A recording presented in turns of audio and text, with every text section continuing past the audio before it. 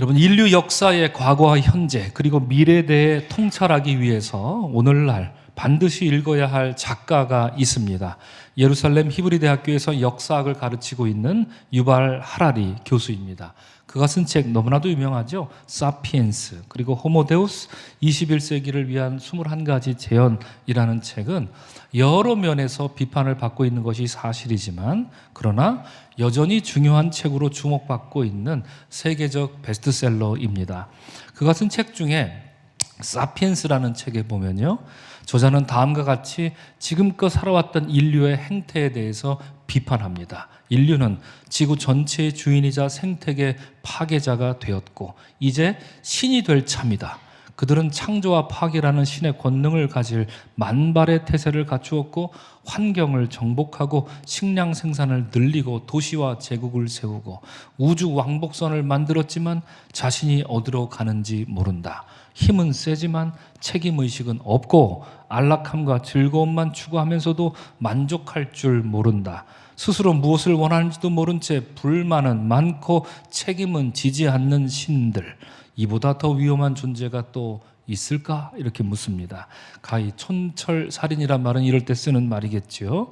지금까지 인간이 벌여왔던 그 비극적 참상에 대해 정확히 핵심만을 꼬집어 짚습니다. 즉, 그는 말하기를 인간은 자신의 편리를 위해서 지금껏 온갖 기술과학을 닥달하듯, 이 쥐어짜듯, 닥달이란 말은 철학자 하이데거의 개념인데요, 이 닥달하듯 발전시켜 왔지만 인간은 자신이 만들어낸 물질 문명이 결국 어디를 향하고 있는지 알지 못한다는 얘기죠. 인간은 우주 왕복선을 만들어 어디든 갈 수, 무슨 자율주행차니 모든 걸 다 만들지 않습니까? 그러나 인간아 사람아, 너는 지금 어디로 가고 있느냐라는 이런 존재의 물음에 점점 대답할 수 없는 어리석은 존재가 되어가고 있다라는 얘기입니다. 지난 1월 첫 주부터 지금까지 우리가 읽어왔던 이 창세기 말씀을 여러분이 조금만 되새겨 본다면 이러한 지적에 우리가 아주 쉽게 공감할 수 있을 것입니다. 창세기 1장에서 하나님은 우주 만물을 지으시면서 아름답다, 좋다라고 말씀하셨습니다. 창세기 2장에서 하나님은 자신의 형상과 자신의 호흡으로 사람을 빚으시면서 인간을 가히 최고의 존재로 창조하셨습니다. 지금까지 알려진 바에 따르면 이라는 전제 조건을 달아 말씀드리자면, 인간이란 존재는 우주에서 하나님의 형상대로 만들어진 유일한 존재이니 말입니다. 하지만 창세기 3장에서 인간은 사사로운 호기심으로 타락합니다. 그 결과 아담과 하와는 하나님이 주신 에덴 정원으로부터 쫓겨나는 운명을 맞이하게 되지요. 그래서 지난주 나눈 것처럼 존 밀턴의 신락원에서 말하는 것처럼 인류는 낙원이 아니라 외롭고 고독한 길을 걸어야 할 존재가 된 것입니다. 그리고 이어지는 4장에서 끔찍한 형제살인 사건을 우리가 읽게 됩니다. 아담과 하와는 가인과 아벨을 낳았지만 형이었던 가인이 동생 아벨을 시기한 나머지 그를 죽입니다. 끔찍한 살인을 벌이게 됩니다. 낙원을 잃어버린 인간은 이제 점점 하나님의 형상을 잃어버리더니 인간의 존엄성마저 업신여기는 타락의 길에 접어든 것입니다. 이처럼 끔찍한 형제살인, 게다가 하나님 앞에 거짓을 구하는 가인에게 하나님은 너는 피하여 유리하는 자가 되리라 이렇게 엄히 명령하시면서 다시금 인간을 쫓아내시죠. 이에 가인은 놋 땅에 도시를 세우고 가인, 에녹, 이랏, 무후야엘, 무드사엘, 그 다음에 라멕, 이렇게 이어지는 소위 말하는 가인의 후예들이 탄생하면서 지난주 말씀은 그래서 라멕에 우리가 집중해 봤지 않습니까?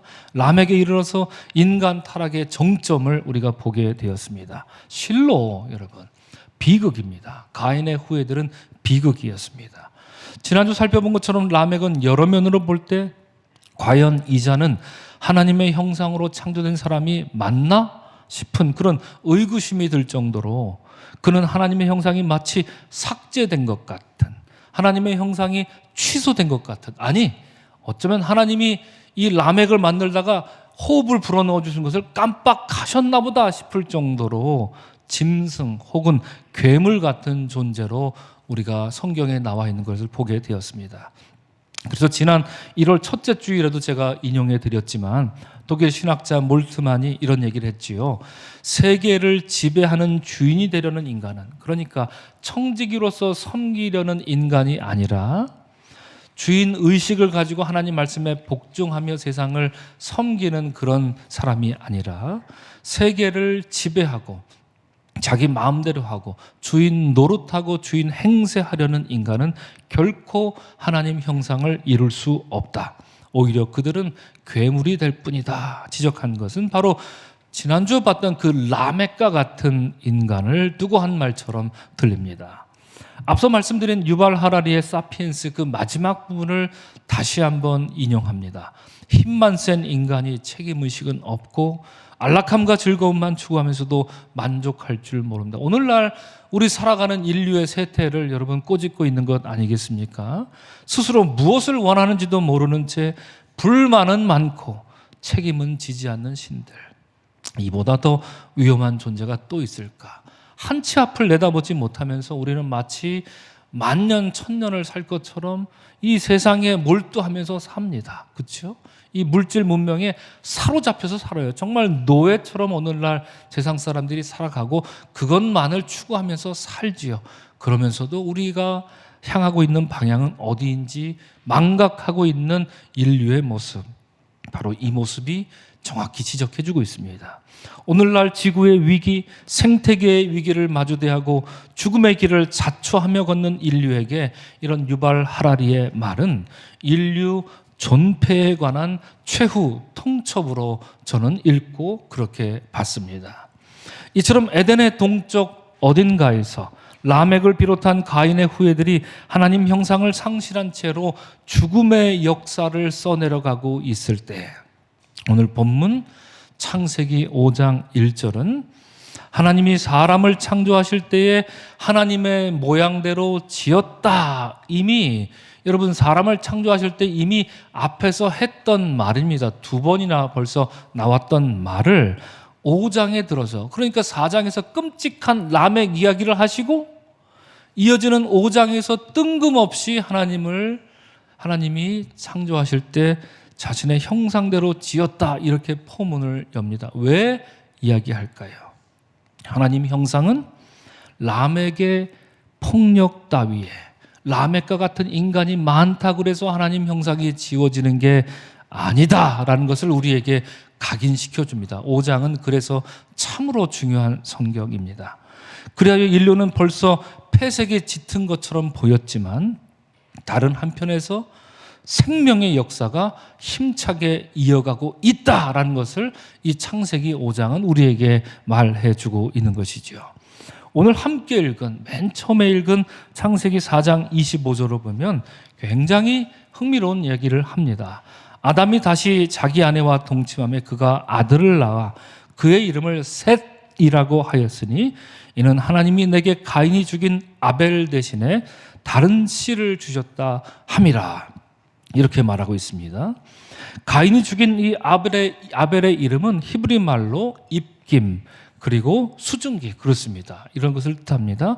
헛되다는 뜻입니다. 전도서 1장 2절 헛되고 헛되다 할 때 그 헛되고 헛되다, 이것은 마치 히브리 말로 읽으면 여러분 마치 아베라 아베라 아베라 아베라 이렇게 아벨을 향한 장송곡처럼 이렇게 들려요. 그래서 여러분들에게 소개해 드리려다가 이 부분은 뺐는데요. 헛되다, 이 말이 아벨의 이름 뜻입니다. 히브리 말로 헤벨, 아벨 똑같은 말입니다. 아벨은 이처럼 잠깐 있다 안개처럼 사라진 안타까운 인물이었지요. 오늘 본문에 나오는 셋은 성경이 말하기를 그 안타까운 인물 아벨을 대신하는 인물이다 이렇게 소개하고 있는데요. 본문은 이 셋에 대해서 매우 의미심장한 표현으로 소개하지요. 즉 하나님이 내게 가인을 죽인 아벨 대신에 다른 무엇을 주셨다? 씨를 주셨다 이렇게 말합니다. 성경은 여러분 셋을 무엇의 결실로 소개하지 않습니다. 열매라고 하지 않고 씨앗이라고, 제라라고 히브리 말로 씨앗이라고 말합니다. 사과나무에 빗대서 한번 설명해 볼까요? 셋은 아담과 하와가 맺은 사과 열매가 아니라 그 사과 열매 안에 있는 사과 씨다 이렇게 지금 소개하고 있는 굉장히 특이한 소개 아니겠습니까? 셋 자체가 결실이 아니라 셋은 새로운 역사의 씨앗이 된다는 이야기입니다. 그러므로 우리는 오늘 본문을 통해서 셋이 낳을 그 후손들에게 주목하게 되죠. 아, 그렇구나. 셋으로 인한 미래는 어떠할 것인가 주목하게 됩니다. 하나님은 이제 타락한 가인의 후회가 아닌 셋의 후회로 인해 뭔가 새로운 일을 하실 것인가 이런 궁금함과 호기심을 가지고 창세기 5장을 읽게 된다는 말입니다. 그렇다면 여러분, 오늘 본문에서 아담에서 셋으로 이어지는 이 계보는 어떻게 됩니까? 정리하면 이렇게 됩니다. 아담, 셋, 에노스, 게난, 마할랄렐, 야넷, 에녹, 무드셀라, 라멕, 노아, 그리고 셈, 함, 야벳 이렇게 연결이 되는 계보입니다. 여러분, 이 계보를 보니까 누가 들어가야 되는데 빠진 사람이 있습니다. 아담 다음에 원래 누구였습니까? 가인이 들어가야 되는데 가인을 의도적으로 누락시킨 것이지요. 여러분, 이 계보를 좀 더 자세히 보면 어디서 많이 본 것 같지 않습니까? 저렇게 쭉 올라가면 누가 나올까요? 여러분, 쭉 올라가면 누가 나올 거예요? 이 계보는 누가복음 3장이 소개하는 예수님의 계보에 똑같습니다. 누가복음 3장을 보면 예수님의 계보는 그에 붙인 요셉, 헬리, 맏닷, 레위 이렇게 올라가다가 쭉쭉 올라가다 36절에서부터 이렇게 시작됩니다. 그 위는 셈이요, 그 위는 노아요, 레멕, 무드셀라, 에녹, 야렛, 마할렐렐, 가인한, 에노스, 셋, 아담, 그리고 하나님이다 이렇게 끝나죠. 위로 올라가면 창조주 하나님이 나온다. 우리를 지으신 분은 창조주 하나님이다. 이것이 누가복음에 나오는 예수님 족보의 의미가 됩니다. 바로 이때, 그렇죠? 바로 이때 인용된 족보가 다른 족보가 아니라 바로 창세기 5장에 나온 바로 저 족보 그대로 갖다 쓰고 있습니다. 누가복음이 말입니다.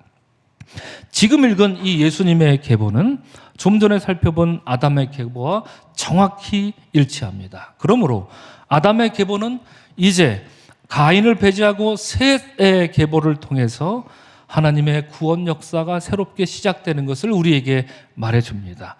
가인의 후회가 저주의 계보였다면 셋의 후회는 축복의 계보입니다. 바야흐로 이제 죽음의 길을 걸어왔던 가인의 후회를 대신하여서 셋의 후회를 통해 주어질 생명의 길을 여는 새로운 계보가 지금 막 우리에게 소개되었다는 것입니다. 오늘 설교 제목은 그래서 여기에서 왔습니다. 이처럼 우리가 예수 그리스도로 말미암아 누리는 이 구원의 눈으로 오늘 본문 창세기 5장을 읽게 되면 아담의 후손 셋의 계보로부터 세 가지 커다란 특징을 발견하게 됩니다. 첫째로 여러분, 본문은 우리에게 셋의 후손에 대해서 말해주기를 그들은 하나님을 간절히 예배하는 사람이다 이것을 알려주고 있습니다. 여러분 찾으셨습니까? 어디서 우리에게 이걸 알려주고 있단 말입니까? 본문 창세기 4장 26절을 보십시오. 아담의 후손 셋은 아들을 낳고 그의 이름을 무엇이라고 지었습니까? 중요한 이름입니다. 한번 다 같이 읽어볼까요? 에노스입니다. 그러면서 그때 사람들이 비로소 여호와의 이름을 불렀더라 이렇게 희망찬 노래를 부릅니다. 그들은 곧 예배자였습니다. 여러분 이 말씀을 읽으면 어떻게 해석이 됩니까? 아, 전에는 하나도 예배 안 하다가 이제 비로소 셋이 아들 에노스를 낳고 이제부터 예배를 했다는 얘기인가? 물론 그럴 수도 있겠지만 해석하자면 이럴 수 있겠죠. 전에는 형식적으로 예배 드리다가 이제 비로소 간절한 마음으로 참다운 예배자로 변화되었다. 이렇게 해석이 될 수도 있을 것 같아요. 여러분 어떤 점에서 그렇겠습니까? 여러분 이 말씀을 해석해낼 때 여러분들 참다운 예배자로 이전과 다른 예배자로 거듭나는 여러분이 되시길 이 말씀을 통하여서 도전을 받는 여러분이 되시길 주의 이름으로 축원합니다. 아멘. 여러분 셋은 아들을 낳고 이름을 에노스, 히브리 말 읽으면 에노쉬라고 되어 있습니다. 에노쉬라고 이름을 지었습니다. 이것은 그냥 사람을 지칭하는 뜻입니다. 그러니까 사람이 히브리 말로 뭡니까? 이렇게 물어보면 아담이라고 대답할 수도 있고 에노스라고 이렇게 대답할 수도 있다는 얘기인데 특별히 성경에 보면 이 단어 에노스는 예를 들면 시편 90편에 보면 이렇습니다. 티끌로 돌아갈 인생을 언급할 때, 그렇죠? 주께서 사람을 티끌로 돌아가게 하시고, 이렇게 사람은 사람인데 이렇게 연약한 인간을 묘사할 때는 뭐라고 부른다고요? 에노스라는 표현을 씁니다. 아담이라는 말보다 이 단어를 선언합니다. 그러므로 여러분, 셋이 자기 아들을 낳았는데 에노스다 이렇게 지었다라는 건 어떤 철학이자 통찰이 여기에 담겨 있는 것 같습니다. 인간은 본디 연약한 존재다. 셋이 자신의 아들의 이름을 통해서 이걸 재확인하죠. 그리고 연약한 인간은 하나님을 예배하는 존재일 수밖에 없다. 하나님을 예배하는 존재로만 살아갈 수밖에 없다는 것을 오늘 이 구절에서 확인하고 있는 것입니다. 또한 본문에서 여러분, 여호와 하나님의 이름을 불렀다 이렇게 말하는 부분도 범상치 않은 표현입니다. 불렀다라는 말은 여러분 화면에 나와 있지만 히브리 말로 카라라고 합니다. 이 말은 뜻으로 부르짖다 하는 것을 뜻합니다. 여러분, 어떤 사람이 부르짖습니까? 어떤 상황에 있는, 어떤 조건에 있는 사람이 부르짖습니까? 이제 물에 빠진 사람이면 부르짖습니다. 뭐라고 부르짖죠? 살려주세요 하고 부르짖습니다. 점잖게 어이 거기 아무도 없는가 이렇게 말할 사람이 어디 있습니까? 목청 터져라 살려주세요 인정사정 볼 것 없이 마구 소리를 치겠죠. 언제까지 소리를 치겠습니까? 둘 중 하나입니다. 누가 구해줄 때까지, 아니면 죽을 때까지 소리를 지릅니다. 바로 그런 간절함을 표현하는 히브리 말, 바로 카라입니다. 사람들이 비로소 여호와의 이름을 그렇게 간절히 불렀다는 얘기예요. 하나님 하고 이렇게 불렀다는, 대충 불렀다는 얘기가 아닙니다. 그래서 지난주 50일 기도학교 때 제가 말씀드렸죠. 예레미야 29장 하나님은 남유다 백성들에게 이렇게 말씀하셨습니다. 너희가 내게 부르짖으라 말씀하십니다. 부르짖으라. 죽을 것처럼 부르짖으라. 그러면 내가 너희 말을 들으리라 이렇게 말씀하고 계시지요. 이렇게 부르짖는 것, 간절함을 표현하는 말이고, 그 마음이 오늘 성경 본문에 나와 있고 그들은 예배자였다는 것입니다. 여러분, 창세기 4장에 나오는 이 가인의 후예들의 주된 관심사는 무엇이었습니까? 지난주에 나왔던 그들은 이런 것에 관심이 있죠. 야발, 유발, 두발가인 무엇에 관심이 있었습니까? 가축 치고 수금과 퉁소 불고 구리와 새로 기구를 만드는 것, 인류 문명을 만드는 것에 관심이었습니다. 그러나 오늘 본문 5장에 나오는 셋의 후손은 전혀 다른 것에 관심을 갖고 있죠. 그래서 어느 주석가는 이렇게 말합니다. 가인의 후예들은 도시 문명을 개척했지만 셋의 후예는 무엇을 개척했다고요? 예배를 개척했다. 이렇게 말하는 이유가 거기 있습니다. 그러므로 여러분, 가인의 후예에게 있어서 가인의 후예들을 만나 당신은 인간은 뭐라고 생각합니까? 그들은 분명히 이렇게 대답할 겁니다. 인간이란 인간에 의한, 인간을 위한 존재가 인간이다 이놈아, 이렇게 대답할지도 모릅니다. 예. 가인의 후예들은 그렇습니다. 오직 자기만을 위해 살아요. 자기만 편리하면 자연이 죽건 말건, 파괴하건 말건, 다른 사람이 죽건 말건 상관없어요. 기술, 과학, 문명을 만들 때 향후 10년, 20년을 내일을 내다보지 못하고 무조건 돈만 됐다면 뭐든지 만들어내는 게 인간의 족속. 가인의 후예들은 그렇게 살아가고 있다는 얘기입니다. 그러나 셋의 후예가 말하는 인간은 본질적으로 다릅니다. 우리가 만약에 셋의 후예를 만났습니다. 셋을 만났습니다. 셋, 어이 셋, 당신은 인간이 뭐라고 생각합니까? 그러니 이렇게 대답할 겁니다.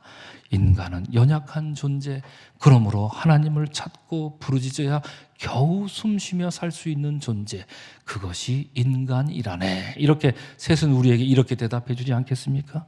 여러분, 어느 쪽을 택하시렵니까? 가인의 후예를 택하시겠습니까? 셋의 후예를 택하시겠습니까? 셋의 후예는 분명 예배자였던 것을 우리가 기억할 필요가 있습니다. 둘째로, 본문은 우리에게 셋의 후손은 하나님과 동행한 사람이다 이렇게 말해줍니다. 어디에서 이런 얘기를 하고 있습니까? 본문 18절에 보면 아담의 7번째 후손 중에 누가 나오죠? 에녹입니다. 7번째 후손인 것도 범상치가 않죠. 그는 엘리야처럼 하늘로 들림받아 올라간 사람으로 유명합니다. 23절을 보면 이 에녹이 몇 살까지 살았습니까? 365살을 살았습니다. 이만큼 살면 장수한 건가요? 아니면 단명한 건가요? 어떻게 생각하십니까? 장수한 건가요? 단명한 건가요? 네, 장수한 거라고 생각이 들지만 안타깝게도 에녹은 아담의 계보 중에 가장 단명한, 안타깝게도 겨우 365년 살다가 가셨습니다. 참 안 된 분이 에녹입니다. 겨우 365살 살고 그렇게 살다간 에녹이 낳은 아들이 969살을 산 무드셀라를 낳게 된 거죠. 자, 그럼 오늘 보면 우리에게 뭐 이렇게 오래 살았다, 이거 정말 믿을만 하냐, 이거 우리에게 이거 가지고 얘기하려고 이런 얘기를 하고 있을까요? 그렇지 않습니다. 그런 것은 전혀 관심이 없죠. 그런 것으로 치면 무드셀라 969살, 아이고 여러분, 이건 세 발의 피입니다. 1922년에 이라크에서 토문이 하나 발견됐어요. 여기 보면 고대 수메르 문명에 관한 신화 이야기가 나오는데, 여기에 고대 수메르 하늘에서 내려왔다 하는 그런 신화 이야기, 하늘에서 내려왔다 하는 그 신들의 이름이 저기에 빼곡하게 적혀 있습니다. 저기 보면 우바르투투, 이름이 좀 재밌죠. 우바르투투라는 저 하늘의 신이었다가 땅에 내려온 신이 있었는데, 이 사람은 안타깝게도 고작 이 지상에서 18,600년 통치하다 죽었다고 합니다. 예, 죄송합니다. 무드셀라는 969살이죠. 전혀 비교 자체가 안 되죠. 오래 살았다 적게, 이거 뭐 우리에게 과장되어 뭘 말하려는 의도가 전혀 없습니다. 그런 얘기가 아니죠. 성경은 누군 오래 살았고 누구는 단명했다는 것 따위에는 관심을 두지 않습니다. 성경의 관심은 다른 데 있습니다. 즉 셋의 계보에 나오는 에녹과 관련해서 우리가 반드시 그를 주목해야 할 것이 있습니다. 그것은 22절과 한 번만 얘기해도 될 것인데, 24절에서 두 번이나 에녹에 대해서 말하기를 그는 하나님과 동행했다, 그래서 하나님이 그를 데려가셨다, 이렇게 말합니다. 그래서 저는 여러분도 그런 적 있지 않으십니까? 에녹을 생각할 때마다 하나님은 왜 에녹을 죽기 전에 하늘로 데려가셨을까? 여러분들도 좀 그러기를 바라는 분 혹시 안 계신가요? 죽기 전에, 안 죽고 그냥 이 모습 그대로 하나님 나를 하늘로 데려가시면 얼마나 좋을까 생각하시는 분 마음으로 손 한번 들어봐 주십시오. 예, 가득 계십니다. 그렇죠? 생각을 해봅니다. 정확한 이유를 우리가 어찌 알 수 있겠습니까? 성경이 그랬다니까 믿는 거죠. 그러나 성경이 우리에게 알려준 사실, 단 하나의 사실, 그것은 언제나 그가 하나님과 동행한 사람이었다는 것에 우리가 단초를 찾을 수 있겠죠. 여러분, 누가 하나님과 동행할 수 있습니까? 어떤 사람이 하나님과 늘 언제나 함께 동행할 수 있습니까? 예수께서 말씀하신 것처럼 나를 따르려거든 자기 십자가를 지고 자기를 부인하고 나를 따르라 말씀하신 것처럼, 여러분, 그런 마음으로 하나님을 믿는 사람이, 섬기는 사람만이 하나님과 동행할 수 있습니다. 하나님과 동행한다 하면서 자기 뜻, 자기 고집 계속해서 연거푸 내세우고 고집하는 그런 사람, 하나님이 별로 동행하고 싶지 않으실 것 같아요. 우리가 어디 여행 갈 때도 그렇지 않습니까? 그렇습니다, 여러분. 하나님과 동행했다라는 것은 에녹의 성품을 우리에게 말해줍니다. 그는 겸손했을 것이고, 그는 자기를 주장하는 사람이 아니라 하나님의 말씀을 붙조차 늘 언제나 듣기를 사모했던 사람, 그죠? 그가 에녹이었습니다. 그러므로 하나님과 동행하는 사람은 언제 어디서나 살아있으나 죽으나 하나님과 함께하는 신실한 사람이다. 에녹이 그랬다, 이 얘기를 우리에게 들려주는 겁니다. 그러므로 조금 더 나가볼까요?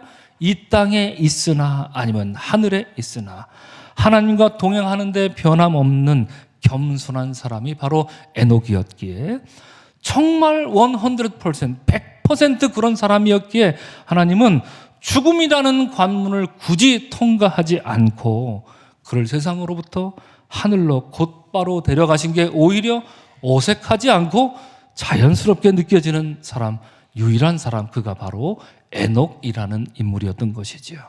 여러분, 이처럼 하나님과 동행한 인간, 그것이 오늘 세세 후예가 보여준 두 번째 특징이었습니다. 마지막 세 번째 한번 보겠습니다. 오늘 본문은 세세 후예는 어떤 사람이냐? 위로하는 사람이다 이렇게 말합니다. 우리 한번 따라할까요? 위로하는 사람. 그렇습니다. 본문 29절을 보겠습니다. 우리가 잘 아는 노아에 대해서 이렇게 소개합니다. 여호와께서 땅을 저주하심으로 수고롭게 일하는 우리를 이 아들이 안위하리라 라고 말합니다. 안위하리라 라고 하는 말은 히브리 말로 낙함입니다. 낙함인데 안위하다라는 뜻도 있지만 구약 성경에 어떤 말로 더 많이 번역이 되어 있냐면 위로하라는 말로 더 많이 번역이 됩니다. 여러분, 그렇다면 여러분 이 말씀처럼 땅을 저주하심으로 수고롭게 일하는 우리들이라고 하면 언제 이런 저주를 받았죠? 언제 저주를 받았습니까? 언제입니까? 하나님이 아담을 내쫓으실 때 창세기 3장 17절에서 그렇게 저주하셨잖아요. 그죠? 하나님이 딱 반역한 뱀, 하와, 아담 하나씩 부르죠. 그래서 뱀한테는 뭐라 그럽니까? 야, 너 이제부터 배로 기어다녀. 넌 이제 살아있을 동안에 흙만 먹고 살 거야 말씀하셨어요. 자, 다음 여자 하와 이리 와. 너는 이제부터 임신하는 고통을 크게 할 거야. 제발 어쩔 수 없어 저리 가. 그렇죠? 하나님 그러시죠? 그 다음에 아담 오라 그래 이놈 자식. 그러면서 오신 다음에 하신 말씀이 이겁니다. 땅은 너로 말미암아 저주를 받고 너는 내 평생에 수고하여야 그 소산을 먹으리라. 이렇게 아담이 받은 저주가 이것이었습니다. 자, 이로 인해 인간은 수고를 다해 고통스럽게 먹을 수 있는 존재가 된 것이죠. 성경은 우리에게 그렇게 말합니다. 그러나 본문은 말합니다. 이 아들이, 그죠? 이 아들이 누굽니까? 노아가 그런 자들을, 그런 죄인들을, 그런 타락한 인간들을 안위하리라, 위로하리라. He will comfort us. 이렇게 말합니다. 위로하는 존재가 될 것이다. 곧 노아는 하나님으로부터 심판받은 아담의 후예들에게 구원의 소식을 가져다 줄 존재다. 이로써 노아는 미래에 닥칠 하나님의 대홍수 심판으로부터 인류를 생존하게 하고 세세 계보를 유지하여서 훗날 이 계보가 홍수로 끝나지 않고 저 먼 미래에 예수 그리스도에게로 있는 중요한 변곡점이자 다리 역할이 됐던 바로 그 존재, 이름하여 노아. 그리고 그는 위로할 것이다. 이렇게 성경은 말합니다. 한 가지만 더 말씀드립니다. 여러분, 본문에 나오는 이 위로하라는 선포가 이스라엘 역사 속에서 본물 터지듯 선포된 적이 있습니다. 어디였습니까? 언제였습니까? 지난 대림절 주일마다 읽었던 말씀 중에 이사야 40장 1절, 곧 남유다 백성들이 하나님의 심판으로 바벨론 포로로 잡혀갔을 때 이사야는 하나님으로부터 명을 받아 그 예언을 받아 득달같이 낙함무 위로하라 위로하라 내 백성을 위로하라 하나님의 말씀을 대언했습니다. 하나님의 심판을 거두시고 새로운 구원을 허락하셔서 바벨론으로부터 해방될 날이 곧 올 것이다. 백성들아, 하나님이 지금 너희에게 위로를 전한다 대언했던 것이지요. 사랑하는 성도 여러분, 오늘 우리는 이 창세기 5장에 나오는 아담의 계보, 정확히 말하면 셋의 계보가 보여주는 세 가지 특징을 보았습니다. 첫째, 그는 하나님을 간절히 예배하며 부르짖는 사람이었습니다. 이와 같은 예배자가 되시기를, 여러분, 그런 모든 여러분 되시기를 주 이름으로 축원을 드립니다. 둘째, 그는 하나님과 동행한 사람이었습니다. 아무나 동행할 수 없습니다. 겸손하고 자기 십자가를 지고 자기를 부인하는 사람만 이처럼 하나님과 동행할 수 있는 것이겠지요.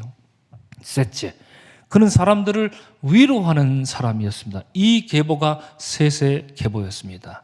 셋의 계보는 가인의 길과는 달리 죽음의 길이 아니요 생명의 길이었습니다.